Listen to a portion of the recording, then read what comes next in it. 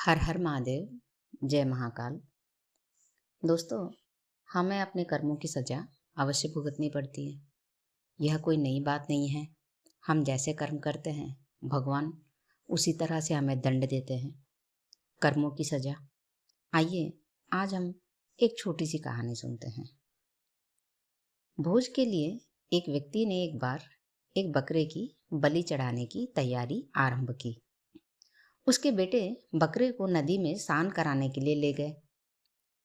नहाने के समय बकरा एकाएक बड़ी जोर से हंसने लगा, फिर तत्काल दुख के आंसू बहाने लगा।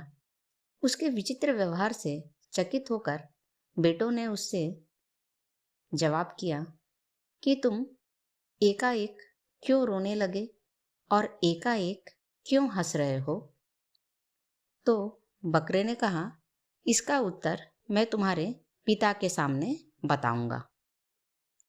उस बकरे को फिर से उनके बेटों ने उनके पिता के पास ले गए। व्यक्ति के सामने बकरे ने यह बतलाया कि उसने भी एक बार एक बकरे की बलि चढ़ाई थी, जिसकी सजा वह आज तक पा रहा था। तब से 499 जन्मों में उसका गला काटा जा चुका है और अब उसका गला काटने की अंतिम बारी है।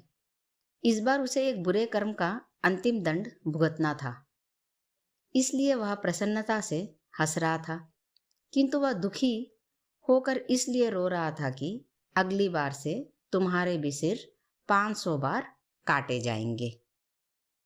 व्यक्ति ने उसकी बात गंभीरता से ली और उसके बलि की योजना स्थगित कर दी तथा अपने बेटों से उसे उच्च स्थान पर छोड़ आने की आज्ञा दी। किंतु बकरे ने व्यक्ति से कहा कि ऐसा संभव नहीं है, क्योंकि कोई भी संरक्षण उसके कर्मों के पापों को नष्ट नहीं कर सकता। कोई भी प्राणी अपने कर्मों से मुक्त नहीं हो सकता। फिर वह व्यक्ति अपने बेटों से इस प्रकार कहने लगा कि इस बकरे को तुम किसी उचित स्थान पर छोड़कर आ जाओ, नहीं तो हमें भी अपने कर्मों की सजा भोगनी पड़ेगी। तभी बकरा फिर से हंसने लगा और उस व्यक्ति से कहने लगा, मुझे मेरे पापों का कर्म अवश्य भोगना होगा, चाहे तुम मेरी बलि दो या ना दो। तभी रास्ते में किनारे एक पेड़ के शाखा पर नरम पत्तों को देख जो ही बकरे ने अपना सिर ऊपर किया, तभी एक वज्रपात हुआ और पेड़ के ऊपर पहाड़ी पर स्थित एक बड़े चट्टान के कई टुकड़े छिटके।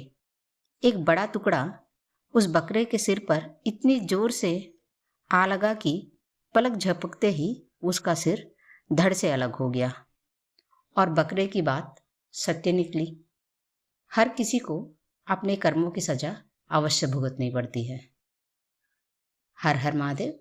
जय महाकाल।